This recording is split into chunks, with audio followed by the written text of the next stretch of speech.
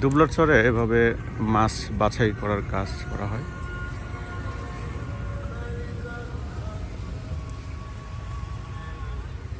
এই বাছাইয়ের কাজে শত শত মানুষের কর্মসংস্থান হয় এই দুবলাতে।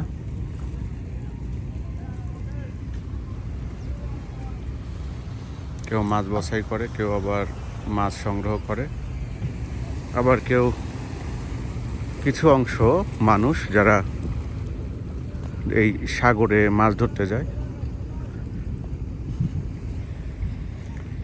এই মাছগুলো যখন শুকিয়ে যায় তখন ঠিক এই রকম শুটকি বা একটা চিকন ধরন লাভ করে।